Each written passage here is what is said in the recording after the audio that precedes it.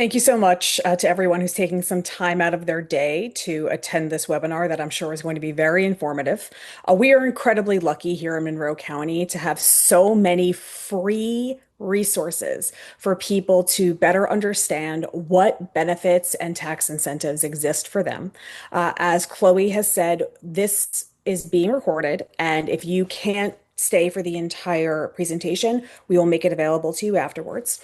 Also, I just want to lead as I am an attorney by trade and remind people that while there are experts here, your tax situation may be very specific to you, and nothing construed here should be taken as specific advice for your specific situation. If you have questions about your specific situation, you can reach out to any of the panelists here. You can reach out to my office. We'll figure out a way to connect you with the right kind of advice. So, with that disclaimer out of the way, I would like to, oh, okay, making sure there wasn't an echo here.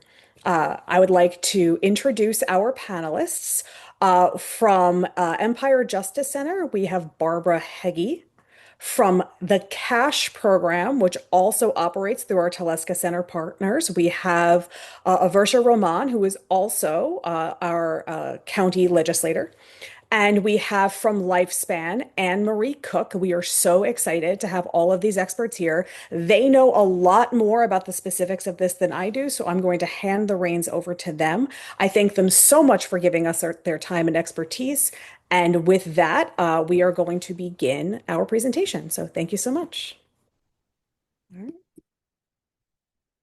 All right. Thank you very much, Assembly Member Lunsford, for having us. And good afternoon, everyone.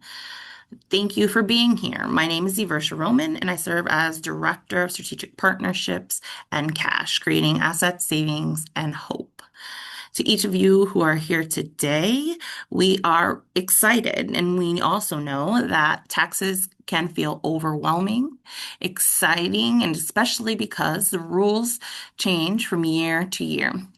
Many people don't realize there are valuable tax credits, exemptions, and benefits available that can put money back into your pockets or help reduce everyday expenses. So our goal today is to make this information easier to understand and to connect you all with trusted resources that can help claim every credit that you are and can earn. Next slide.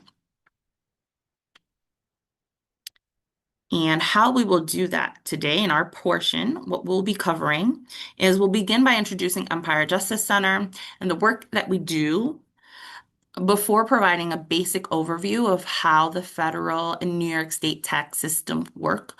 We'll explain the differences between deductions and tax credits, review some of the most common tax credits available, and walk through a few real-life examples to show how these rules work in practice. Finally, we'll share where you can receive high quality tax preparation assistance and legal support, because knowing about these benefits is only the first step, and claiming the credits and receiving the support you need truly will make all the difference. Next slide. For those of you who may not be familiar with Empire Justice Center, we are a statewide nonprofit legal service and advocacy organization with a simple but powerful mission. We make the law work for all New Yorkers, especially those who have been historically underserved and need its protection the most. We do have offices across New York State, including two here in the Rochester area. One at the Teleska building, as was mentioned, and the other in the library downtown, where our cash office is.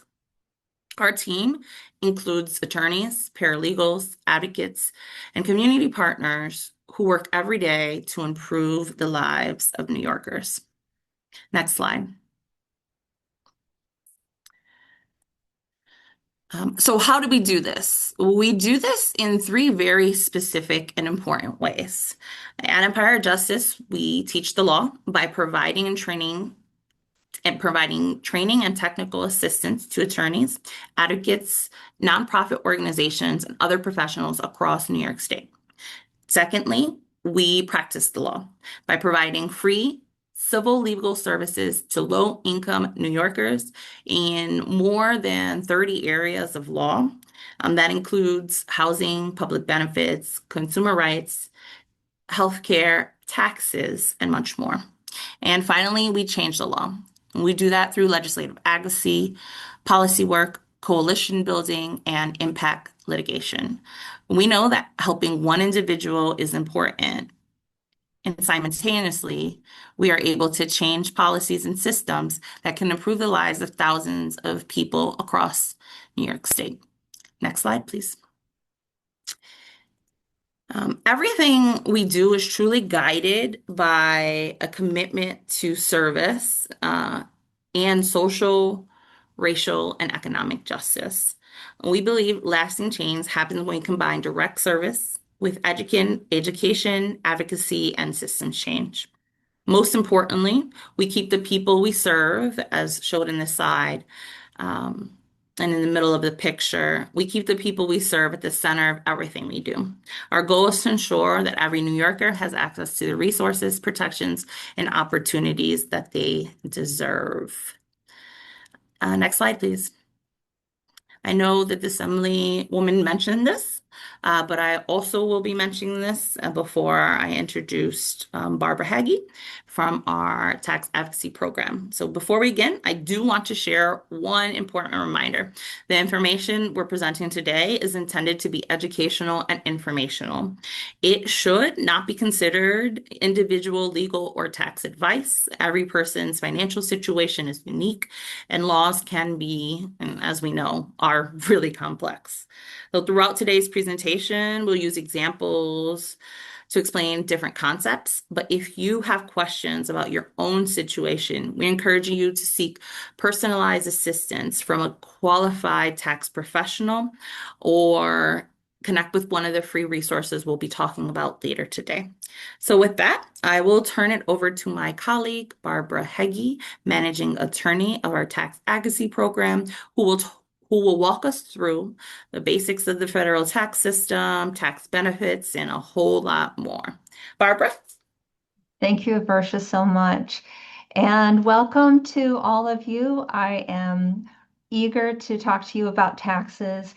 And as Chloe and Assemblywoman Lunsford said at the beginning, don't worry if things are going by really fast. I have so much I want to tell you and only a little bit of time in which to tell it. You'll see a lot of details on these slides, and just keep in mind that you're going to have these slides in a couple of days so that if there's something that you missed, you'll be able to see it. And again, if you have any particular questions for your situation, don't hesitate to get a hold of us through Assemblymember Lunsford's office, and then she will direct you accordingly. Okay, just to have the bare bones basics out in front of us, I want to make sure everyone knows that when we're talking about the IRS, we're talking about the federal tax system, and that applies to everyone in the country. And when we're talking about taxes on our income, it's best to keep in mind that there are two kinds of taxes. Employment tax, which pays for Social Security and Medicare. You might, if you are working for an employer, you'll see money coming out as payroll taxes, could be called FICA. It might just say Social Security and Medicare. It might say employment taxes. And then the other kind of tax, which we'll talk about mostly today, is income tax. And that pays for all other kinds of federal government spending.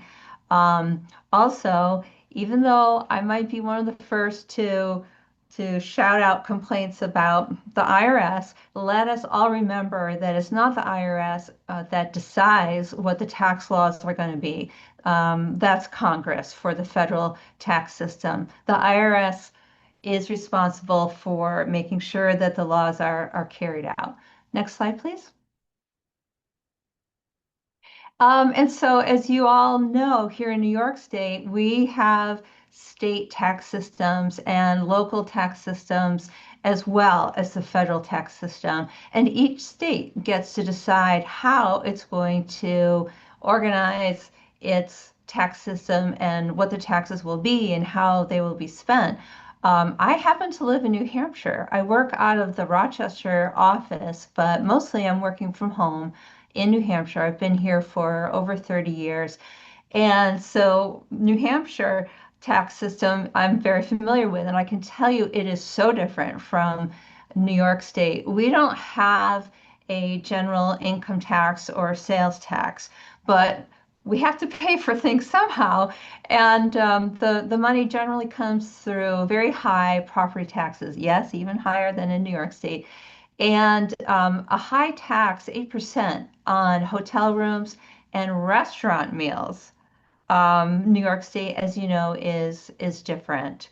Um, Also, each state can decide whether to follow all the federal laws and just maybe say a percentage of this or that for the state system, or they can do what is called decoupling. So, for example, um, New York State follows the federal earned income tax credit and says there's a New York State earned income credit that's 30% of whatever you're going to get for the federal earned income tax credit. But that's not true for the child tax credit. The federal tax credit has federal child tax credit has many more restrictions than the New York State Empire State Child Credit, and I'll talk about that more later. And as you know, there is school tax, and if you're in New York City, there's a city tax as well. Next slide, please. And how do we pay our taxes? Well, it's pay as you go. That's the law, and that is the best way to do it because if you don't do it that way, you might be penalized for not paying as much as you should have during the tax year. If you're an employee working for an employer, it's pretty easy to take care of it if you complete your Form W-4 correctly. That's the form that you fill out on your first day at a job, and that tells the employer how much tax to withhold from your pay and send to the IRS and New York State.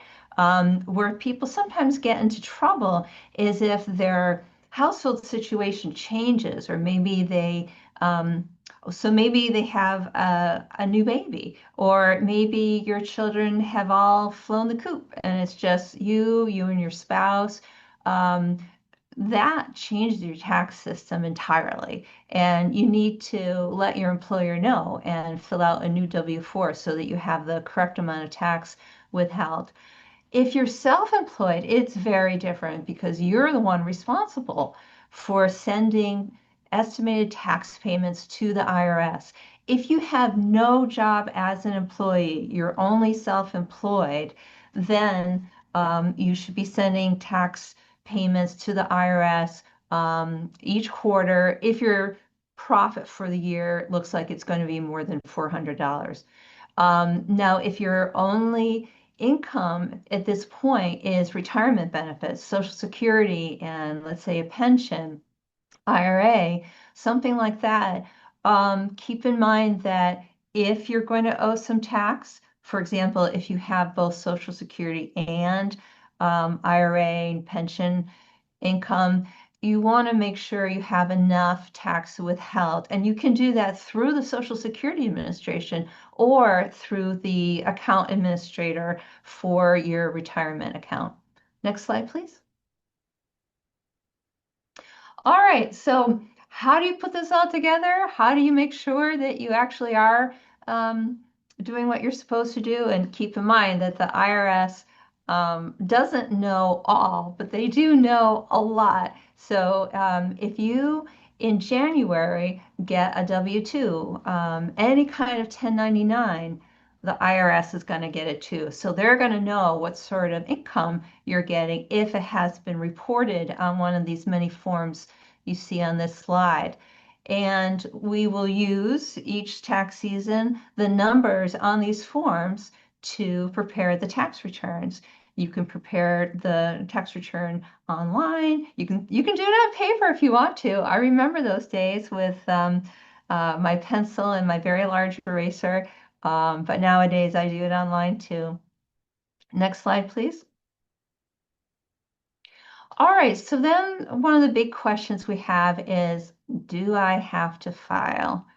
The filing requirements apply to both U.S. citizens and resident aliens. And resident aliens, that term includes people who are here documented and people who are here undocumented. It's a different definition than what the immigration people use. And for self-employed people, as I said before, if your profit for the year is $400 or more, just that little, you're required to file a tax return. For all others, it's generally whatever your standard deduction is going to be. And that standard deduction changes from year to year. It goes up each year. For 2025, I believe, let's see, for single or married filing separately, it was 15,750. For married filing jointly, 31,500. And head of household is halfway in between. Um, Taxable income versus non-taxable. You'll see that on this slide, I put Social Security in both categories, and that's because if your only income is Social Security benefits, you're not going to have a filing requirement. But if you have some other income, such as wages from a job or self-employment income, pensions, investments, unemployment compensation, even canceled debt income. Let's say you have a credit card loan from a long time ago that you just haven't been able to pay. And finally, the credit card company gives up and they write it off. Well, the IRS considers that taxable income unless you qualify for an exception, such as if you were flat broke before it got canceled. So this is how you know whether you have to file. Next slide, please. And as I said, the requirements apply to both documented and undocumented people. If you are undocumented, just keep in mind it is the law to file a tax return if you have a filing requirement. And if you're hoping to adjust your status to something legal, or let's say you already have legal residence status and you are applying for citizenship, having all your required tax returns filed helps show our government that you have what they call good moral character and that you are not going to be a burden on the tax system. If you are filing a tax return as an undocumented person, keep in mind that the old way of the IRS always keeping that information strictly confidential may not be still in place. There are lawsuits about that right now, so that can be a risk for people to keep in mind. Next slide, please. Now, here is what Iversha and I are always trying to tell people. You can file a tax return even if you don't have to. And I would say, and probably Iversha too, although I don't want to speak for her, you should. You should file a tax return even if you don't have to. And there are many reasons for this. One is that it helps prevent identity theft. People who are most vulnerable to identity theft are those who don't file tax returns for several years. Also, if you have some earnings, let's say you earned about 5,000 working for an employer, you probably had some tax withheld, and you'll be able to get that back if you file a tax return, and you might be eligible for some refundable tax credits. Also, if you are applying for public assistance, the people who are looking at your application will want to know if you have any proof of what your current income is. A tax return from last year can qualify as proof of your income. And finally, um, if you file a tax return, you may automatically be qualified for some new um, bonus that the federal or state government decides is a worthy thing to put into legislation. For example, a few years ago, there were the stimulus payments, and you couldn't get them unless you had filed a tax return for the previous year or two. Or if you were receiving Social Security benefits. At first, that wasn't the case, but finally there was such an uproar that the federal government realized that it would be best for the IRS and Social Security to talk to each other to make sure that people who were not filing tax returns because they didn't have to and were receiving Social Security benefits would get those payments. But something similar happened with the New York State inflation reduction checks, and Iversha and I saw a lot of people coming to Empire Justice Center asking for help filing a 2023 New York State tax return so that they could get that. And most recently, energy relief checks, which are unfortunately only available to people who filed for 2024 and filed on time. So at this point, it's too late to do that. So my advice, file every year. Next slide, please. All right, if you do not have a Social Security number and you want to file a tax return, you're going to need to get what is called an ITIN, which stands for Individual Tax Identification Number. And you can apply for that on a form, IRS Form W-7, and you send it to the IRS with the tax return that you want to file. There's a little more advice in here you can read about on your own. Next slide, please. All right, now for the goodies, credits and deductions. First, I want to make sure that we're clear on the difference between credits and deductions.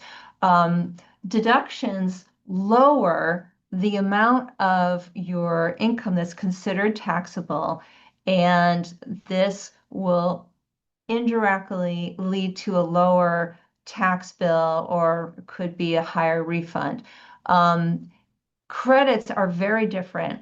They directly lower the tax.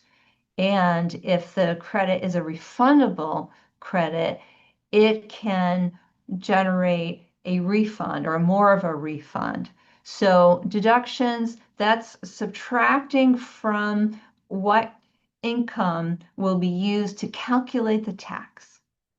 But a credit reduces the tax. If it's a non-refundable tax credit, it can lower the amount of tax that you owe down to zero, but it doesn't go below zero. In other words, it can't be a refund. A refund is like a negative tax. For those of you who love math as much as I do, refundable tax credits, that's what everybody loves. And I'll talk a little bit more later about how that works in real life. And as you'll see, a lot of the refundable credits are aimed at people who are raising children. Next slide, please. Big question I get a lot. Should I itemize? Well, the straightforward answer is if it benefits you, yes, and it benefits you if the amount that you can itemize is higher than the standard deduction. So the standard deduction is an amount that we're allowed to just subtract from our income before tax is calculated. And the standard deduction for each person depends on their filing status. So if you're filing as single, it's 15,000 something. If you're filing as married filing jointly, it's 23,000 something. And head of household, it's halfway between. Also, if you are 65 or older or blind, then you can get an extra 2,000 for each of those categories in a standard deduction. If you are somebody else's dependent, you can still file a tax return, but your standard deduction is going to be very low. I don't remember what it is. Maybe 1,500 for federal, 31 for state. I don't remember, but it's quite low. Itemized deductions, those can take the place of a standard deduction if they add up to be higher than the standard deduction, because then you can subtract more from your income and have tax calculated on that lower amount. So what qualifies for an itemized deduction? It's whatever Congress decides. And usually it's something that Congress has decided that they want to encourage or reward. The big examples are mortgage interest, property tax, charitable contributions, medical expenses. Um, as you can imagine, if you don't own your own home and you're renting, you're much less likely to have enough itemizable expenses to exceed the standard deduction that you could automatically take. So most people don't itemize. Even homeowners often will not itemize because they just can't get the itemizable deductions high enough to make it worthwhile. Next slide, please. All right, we're going to go through a few of the most common tax credits. The earned income tax credit, this can be up to $8,000 for people who have a low income, but some income, and have a number of children. For people who have more than 3 children, the amount will not go up. So the lowest amount would be if you have no children to claim for this credit, and then 1, 2, or 3.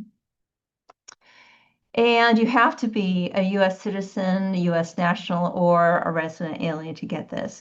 The children all have to have social security numbers. And if you're filing with your spouse as married filing jointly, at least one of you also has to have a social security number. If you're filing as head of household, you have to have a social security number.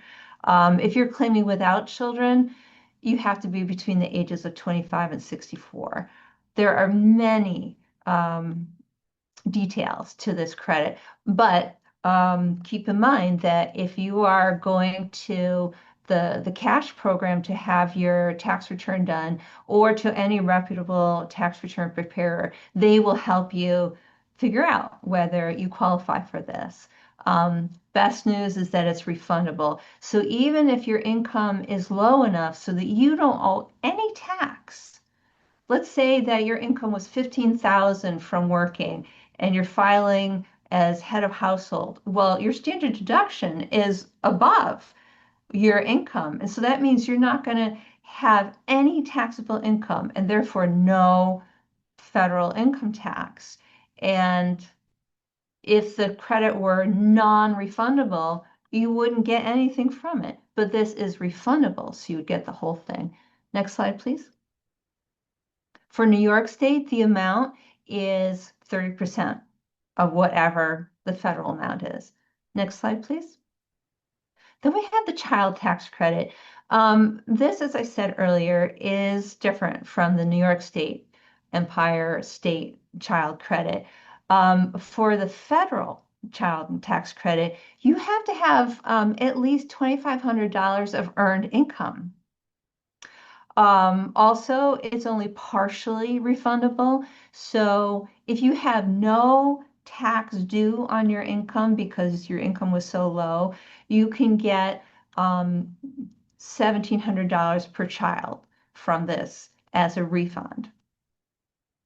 But if you have some tax due, then $500 can be deducted from your tax before you get to the refundable part, or even more, depending on how much your tax is. Let's see. And again, just like with the earned income tax credit, the children and at least one person who's claiming the children must have a Social Security number. Next slide, please. For the Empire State Child Credit, it's very different. It's fully refundable. So it doesn't matter if you have no tax burden at all because your income is so low, you can still get the full amount. And also, in case you're wondering, how come I never really heard about this? It looks like a big deal. I don't think it ever was. And that's because it used to be just $100, no matter the age of the child. But for 2025 and going forward, it's higher. Now it's 1,000 per child for children under age 4, and then 330 per child from ages 4 through 17. Also, it's okay. You can get this if nobody has a Social Security number claim on the tax return. So an ITIN for each person will still allow you to get this. You don't have to be a U.S. citizen or U.S. national. And there's no minimum income. So if you are so poor that you have no income, you can still qualify for this, and it's fully refundable. So that's something to keep in mind, and spread the word around. You might not be in this situation yourself, but you might know some people who are. Make sure they know about it.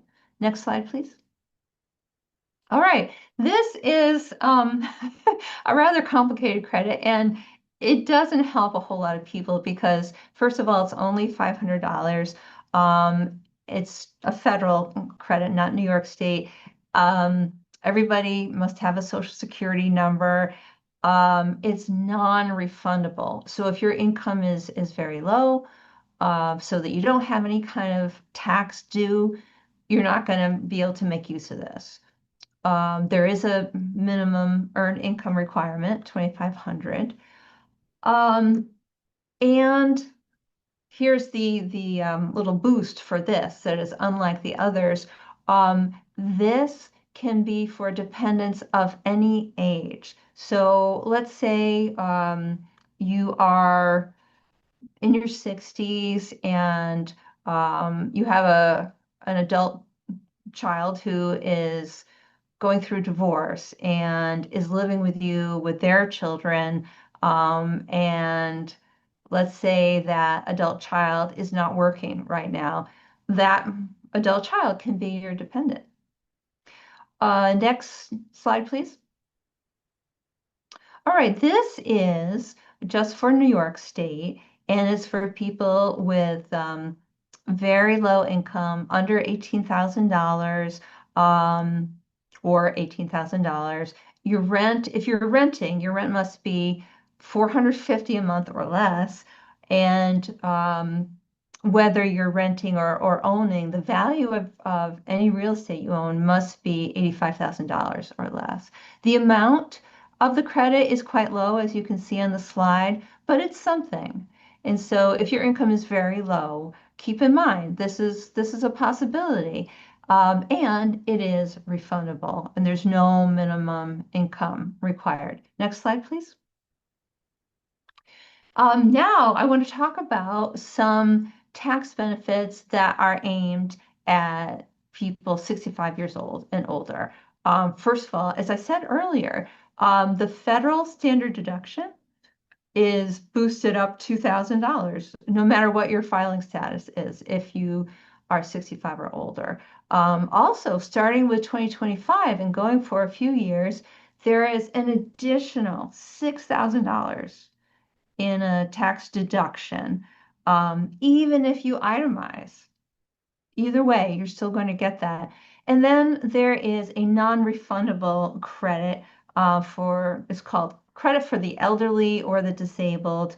The amount depends on your filing status. Your income must be very low for you to qualify about this, on this. And the maximum would be $7,500. Next slide, please. Hey, Now, Barbara, just after this slide, I'm going to skip the examples just to keep things moving a bit, if that's okay. okay, gotcha. Great. Go ahead. Okay, so the others I want to mention, if you are in long-term residential care, so if you're in a continuing care retirement community, you can deduct some of your expenses to that facility on your New York State tax return.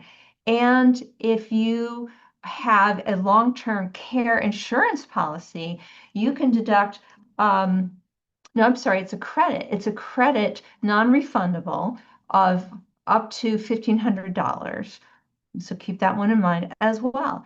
And then, as you might already know, New York State does not tax your Social Security benefits, and you can exclude up to $20,000 of your pension income if it's not from a government pension. But if it's from a government pension, it's completely excluded. And this is for New York State.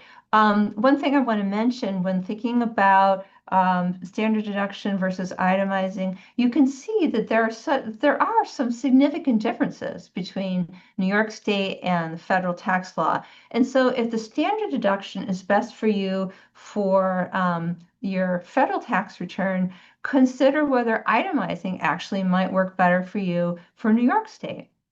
Next slide, please. All right, so there are all these examples that you're going to get to look at about different scenarios, and that might give you some ideas about what you might be able to get. And this slide gives you information about how to sign up for free tax prep from IRS certified volunteers at the Central Library through the cash department. If you're not in the Rochester area, you can see the phone number to call and you can file for free online if your income is below a certain amount. Next slide, please. And this is how you can get some help after filing a tax return, or if cash is not able to do the tax return for you, if you qualify for the tax advocacy program. We can help people up to 250% of the federal poverty level. And there are low-income taxpayer clinics all over the state. We used to receive that funding, low-income taxpayer clinic funding. We don't right now. It's possible we might again in the future, but we do the same sort of work.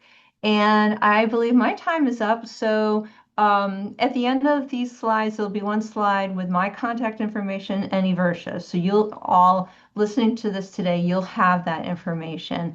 And now I'd like to turn over to Anne Marie from Lifespan.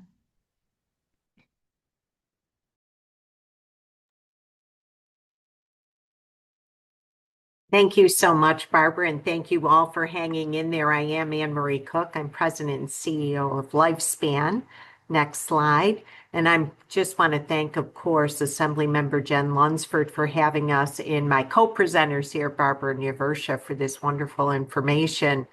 And thank all of you for hanging in there. Very briefly, Lifespan's an upstate aging service provider. We've been in our community for over 50 years. And we help older adults and family caregivers in a variety of ways. I won't go through all of our programs and services, but please hop on our website if you'd like to see those. Next slide, please.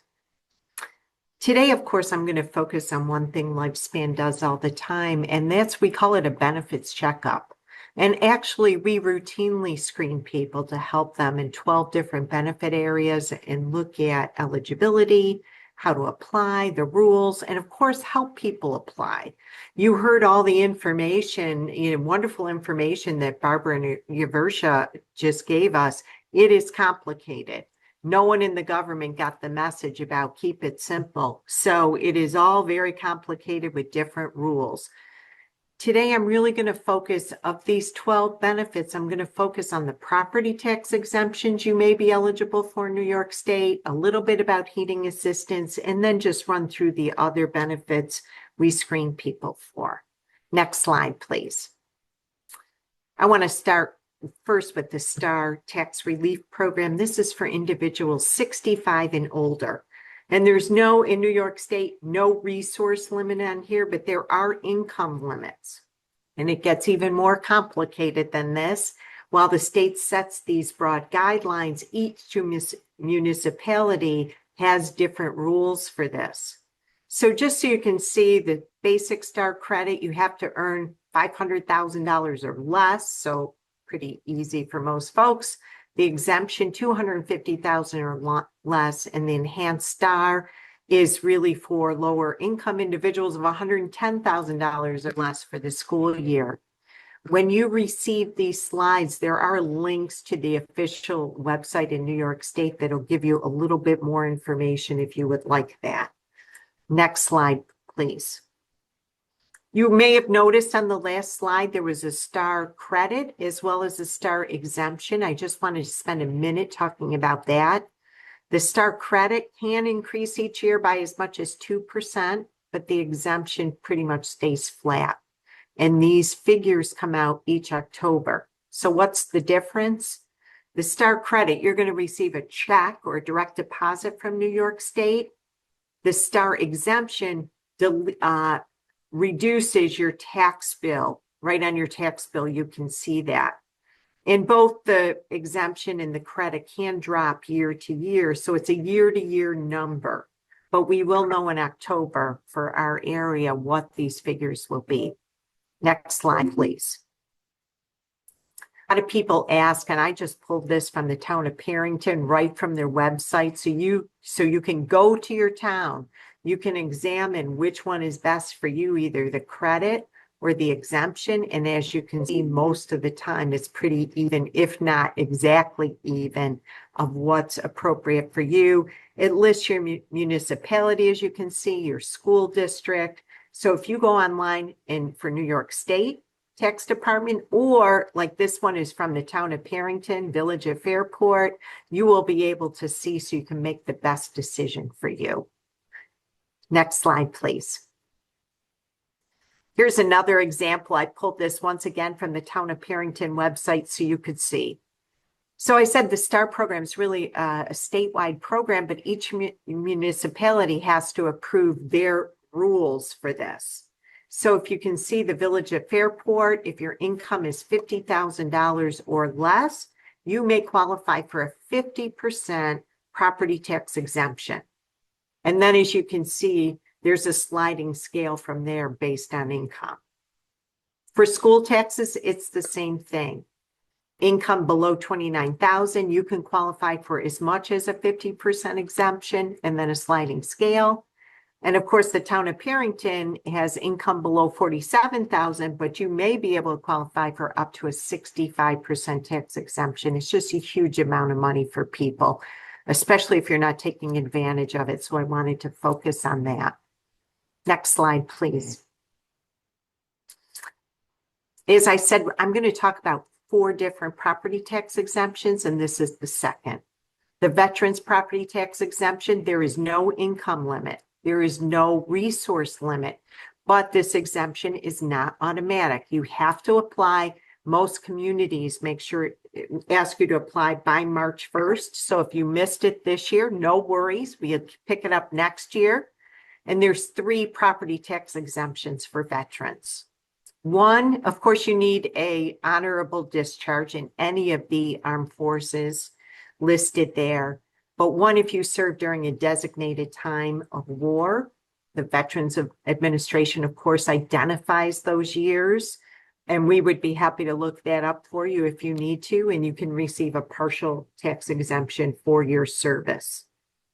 Second, if you served during a Cold War, you also could receive a reduction in your assessed value, an additional reduction for veterans who have a service-connected disability during that time frame. And finally, 3, veterans who purchased property with eligible funds they received through the Veterans Administration may also be eligible for a tax exemption on your real property. So critical, honestly, to look at this. We work with the Veterans Administration all the time. Happy to look into this for you. The next tax exemption, next slide, please. I just want to touch upon is an exemption for persons with disabilities and limited income. Some local school districts and local governments may lower property taxes for people who have a disability. There are rules to this, of course. You must have a documented evidence of a disability. It also is on a sliding scale based on income. And to be eligible for this, you have to have a physical or mental impairment that can be documented, but not due to alcohol or drug use. So I just, want to emphasize that for folks. And if you receive the STAR tax exemption, you cannot receive this too. You can pick one or the other, but typically they're about the same, but we can compare that for you. The next exemption, next slide, please.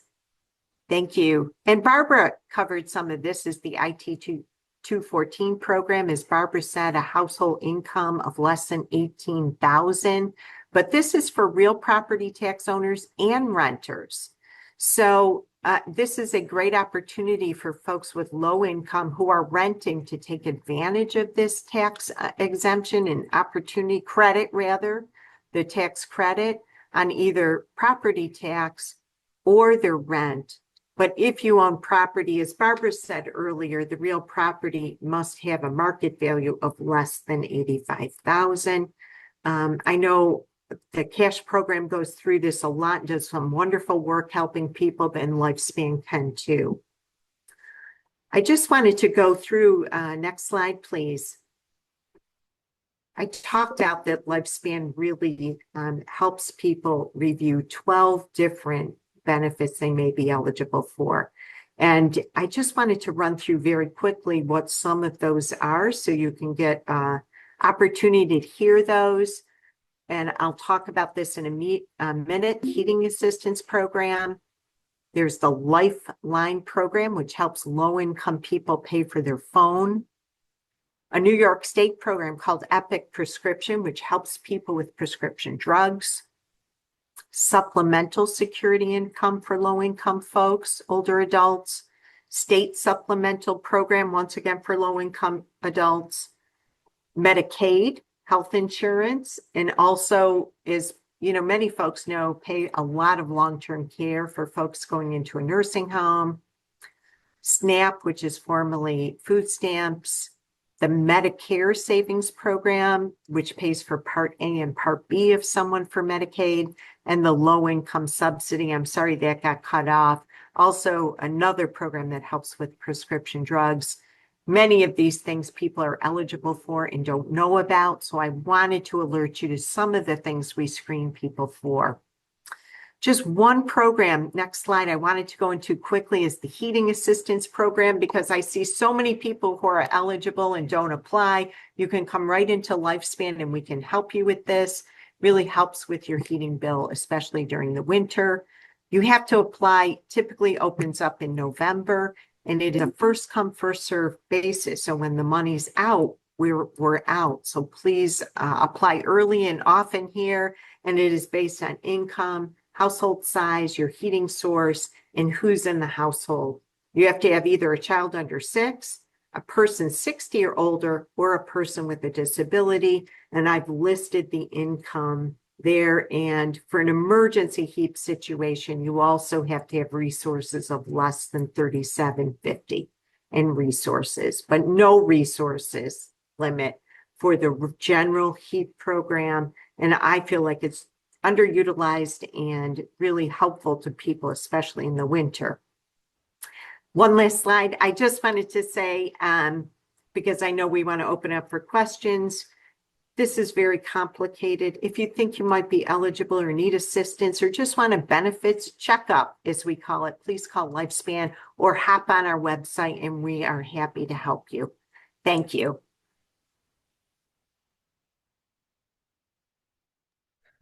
Thank you so much to all of our presenters.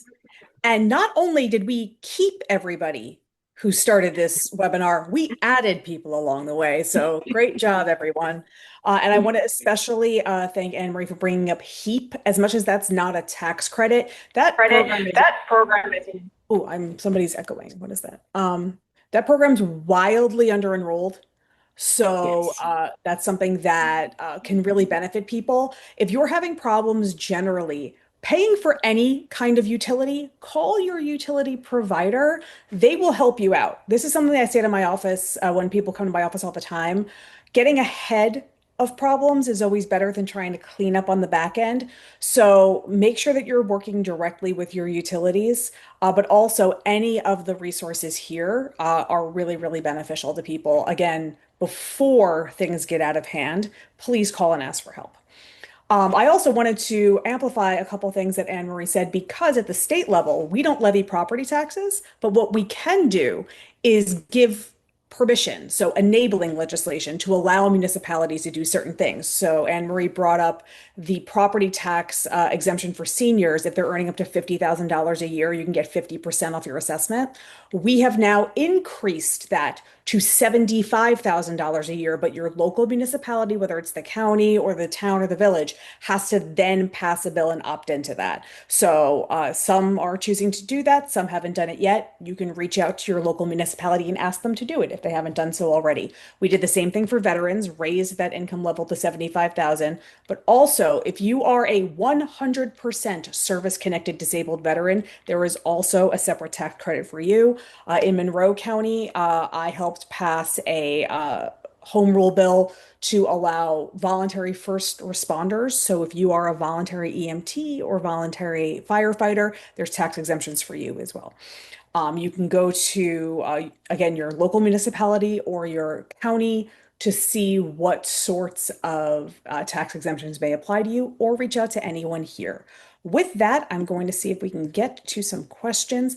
Marcia had a question about long-term care insurance that was dealt with in the chat, that credit is not just for seniors. Anybody paying for long-term care insurance can access that credit. So that's very, very helpful. Long-term Yes, care. I apologize for not being clear about that. I think about seniors when I think about the long-term care insurance, but most of us who have it start paying for it before they turn 65. Thank you for raising that, Marcia. Happy to do it. Is that the only question for this group? Joe, I see that you have a question. That's just not a question for this group, but I'm happy to answer it. We can follow up with you offline about your question. Chloe, if you could get his information and we'll reach out after. Am I missing? I don't think I am. Was Marcia's question the only one? Are there any others? Because you guys were so informative, are there no questions? That would be amazing. I'm going to give people one more minute to stick your question in the chat if you have it. Joe, I have your email. I will make sure someone follows up with you over there.